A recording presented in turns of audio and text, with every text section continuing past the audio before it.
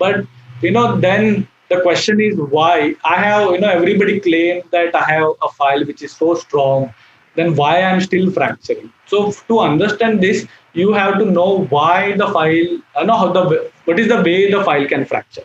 You have cyclic fatigue and you have torsional fatigue. So what is cyclic fatigue is this: in this 90-degree canal, it almost run for 3 to 36, 3 minutes 36 seconds. The file is running without fracture. So the strength of the file is really improved, but it is more improvement in the cyclic fatigue rather than the torsional strength. But yes, there is an improvement. Now why are you still fracturing the instrument? Because we don't value the glide path. We have a habit of pushing the files in a narrow canals also. Now what exactly is the torsional fracture is: you have a very narrow canal and you are putting instrument size which has a tip of 20 in a canal which is a narrow as 10 number. The file will go and bind there, but your motor is trying to rotate the file, but the deeper portion of the file is stuck. So it is exactly the junction where the file which is trying to rotate and the file which is not rotating, this is the junction where the file fractures. So this is the reason that we are still fracturing the instrument, because we don't probably follow the proper guidelines of the glide path. Glide path. So what is the golden rule to prevent the instrument fracture? Very simple. You have to reduce the contact of the file with the canal. If you are putting a file directly into the canal and at one portion, at one single given moment of time, if the whole file is contacting the walls, then the chances of fracture is more. Whether it will fracture or no, then it depends on many factors. Depends on how much force you are putting, the metallurgy, the curvature.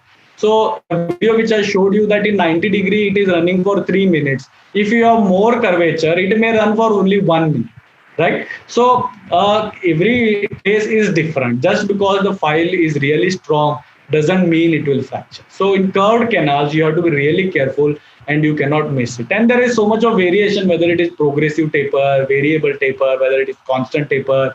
And people ask me which is the best, best system of the files. Please know that there is no best file system.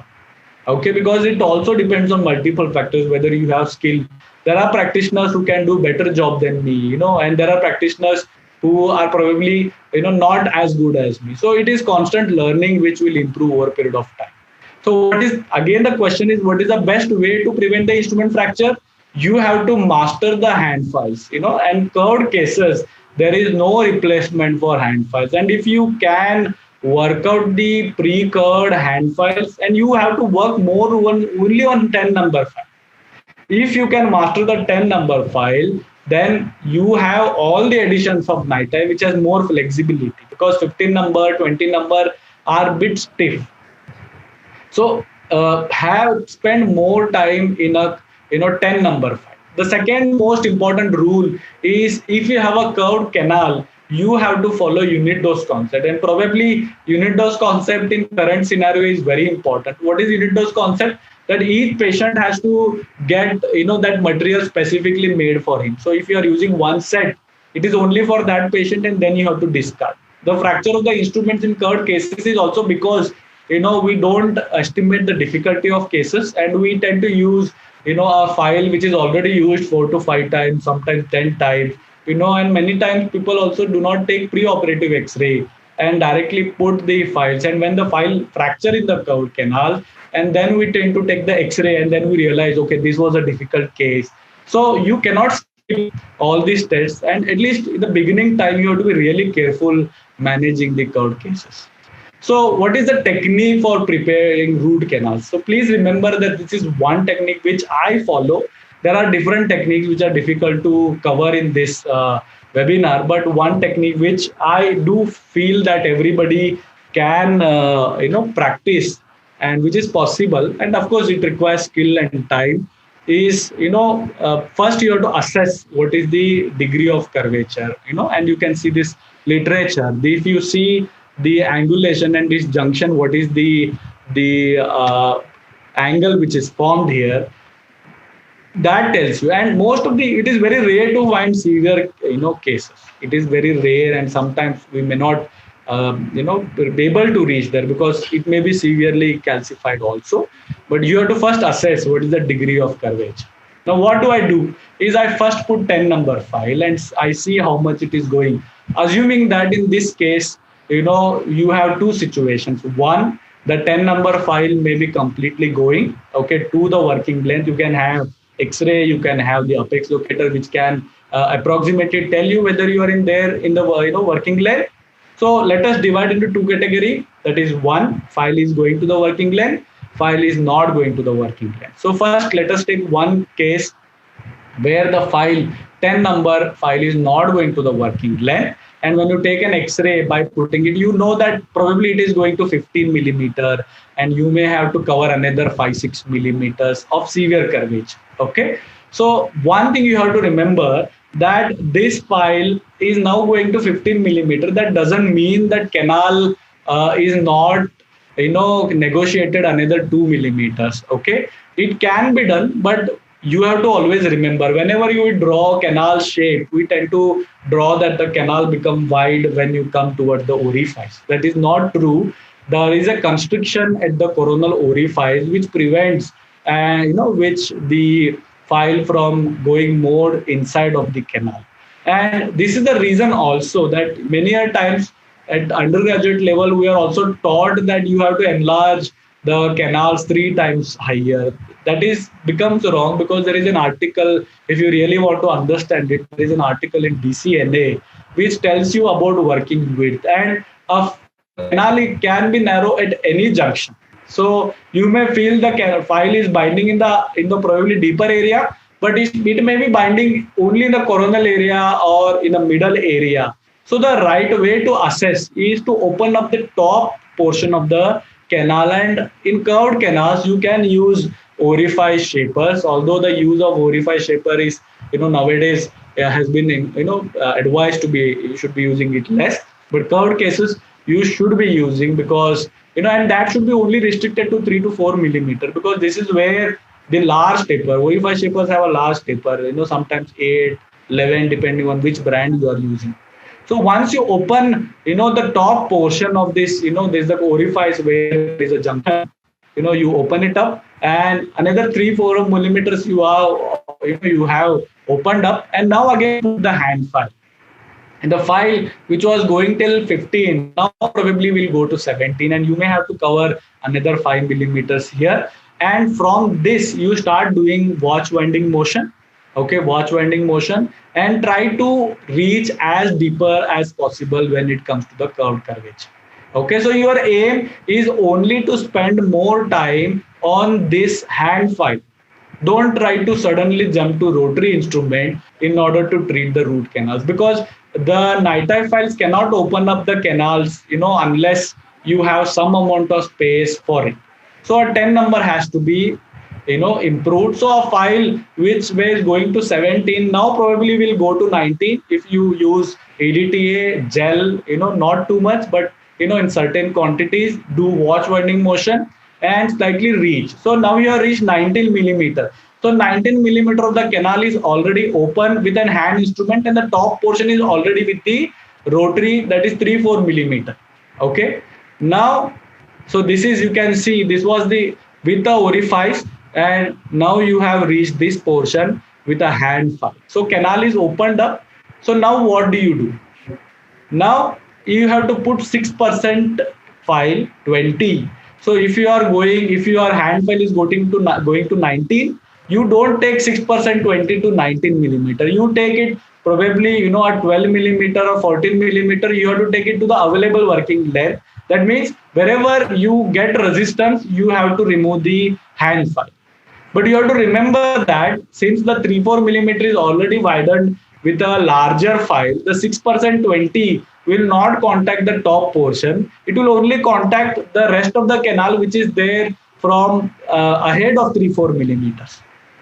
And the file will not fracture unless you push, because it is a 20 number tip, but the taper is more. But what are you trying to do here? is you are sequentially trying to open up the canal, okay, so that the load of the file is distributed. So then after 6% 20, you are shifting to 4% 20. And this, because it's since a smaller instrument, okay, smaller taper, it can probably go for some more, depth. Then now you have to select that you have to take a 17.4%. Okay, so this is how you reach that 19 millimeter of the canal, which are already opened up with the hand instrument, but now you are taking the rotary instrument help, okay, to open it up more. Okay, because if you have a severe canal and you try to open it with 15 20, it may not be possible, but because you have the NITA instruments now, it can really help you to open it up. So once this 19 millimeter you have opened and with a rotary, then you have to only concentrate on remaining probably 2-3 millimeters of the canals where the hand instrument can now freely work because rest all obstructions are removed. Okay, so you are still relying on hand instrument, but you are also distributing all the walls, the or multiple files. So, and you can do this in a very simple way. Of course, you have to be very skilled to manage difficult cases and follow the protocol. So once you do this, okay, once you do this, you have to use hand instrument and open up the rest of the canal and reach there with 17.4% to the working length. Okay, and 17.4% cannot be obturated because 17 tip size will not be sufficient. You have to individually assess. Okay, but the right next main thing is to take the 4% 20, because some case the width may be extremely curvature, 20 may be sufficient, some case may require 25, but you are taking only 4% file to the apical area. So you have a smaller file, you have enlarged the top portion, but you are taking less load in the apex. Okay, so irrigant will go very nicely in this area because you are still following the crown down technique. So you really don't have to worry whether I'm enlarging the deeper portion for just 4%. Okay, but irrigants can flow because the top portion is already enlarged. So final enlargement of the apex is 4%, but 4% doesn't mean that you are only doing it for 4% 20. It can be 20, 25, 30, depending on the case. Okay, so this is the case 2, which we discussed at the beginning. If the hand file is going to the working length, even though a canal is curved, please remember that a canal can be curved, but it can be wide. But canal can be curved, it can be narrow. So in cases where canals are wide and you can use hand instrument, it goes to working length, you can directly start with 4% 17 and then go to 4% 20. But if it is a severe curvature, you don't have to, you don't take 6% here. Okay, but please remember that you are not distributing the load in multiple files. You are taking the first file to the working length. So the load on the file is more. So if you plan to use it in multiple cases, it is better you discard them, because you cannot predict when the file will fracture. So in many times people have difficulty to shift from 10 to 15 number hand file, because if you enlarge from 10 number to 15, then put 17.4%, it becomes easier. But if that is not happening, because directly putting rotary from 10 to 17 tip size is not good, because there is a 50% increase in the tip size. Okay, and you should know that the fracture happens at this junction, apical third only, because this is the where you have a tremendous amount of torsional force which is put on the file.